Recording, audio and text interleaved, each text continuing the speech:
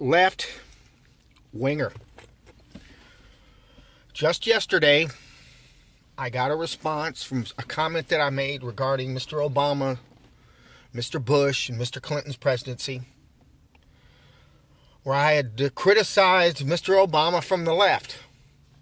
Most of my criticisms of Mr. Obama are from the left. You learn a lot about people if they say communist.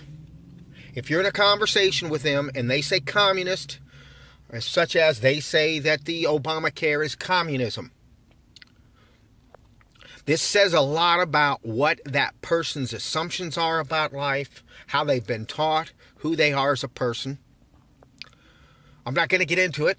That would take a longer time. I'm just dealing with a very simple term, left wing.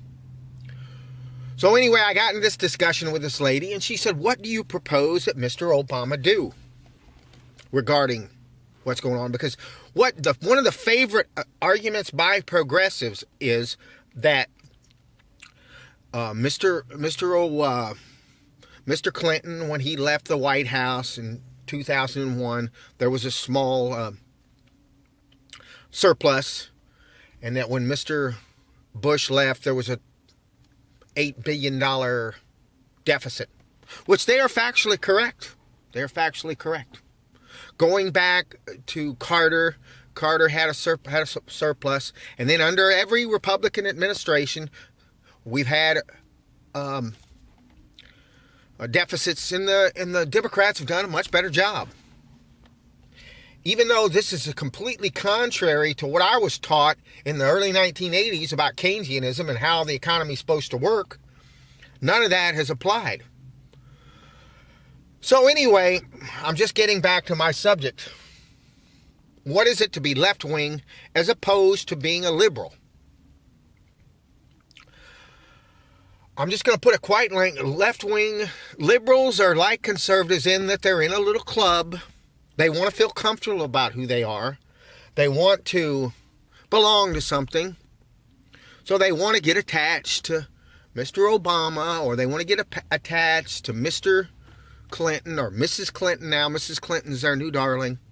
And they want to feel good about what's going on. And they just want to drink the Kool-Aid. You know, we have these two administrations. Mr. Clinton passed NAFTA. Mr. Clinton did welfare reform. Mr. Obama passed Obamacare, which was the biggest takeover of our healthcare system by corporations. He let corporations take over our healthcare. That's what he did.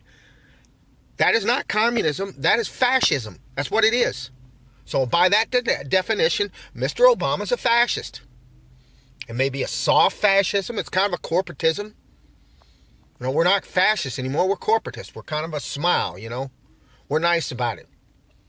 You know, they kind of make fun of you. They laugh at you. They don't put you in a concentration camp. They make fun of you, or you don't get a job. So let me get back to my subject. I am a left-winger. I support the government's use to solve problems. I think the government should solve problems because I grew up in a left-wing world. I grew up on an army base. If it wasn't for the U.S. military, if it wasn't for military hospitals, I would be dead. I would have not made it into my 20s. I would have been, or at least disabled, a quadriplegic. I owe my life and the quality of my life to military hospitals, to socialistic hospitals, to socialism. I would not be here without socialism.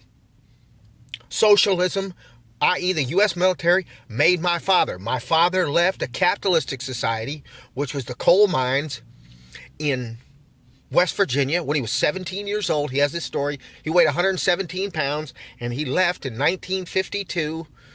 And he was 17, and he joined the army, and he talks about it in a hallowed manner and how much that changed his life. So I believe in that. I believe in government. I believe in government structures, and I believe in this. I am left-wing. I am not someone who worships a figure like Mr. Obama or Mr. Clinton or Mrs. Clinton. Who have you? So that's my first terms I've defined here in this new year. Left wing. I'm left wing and proud of it. Bye-bye.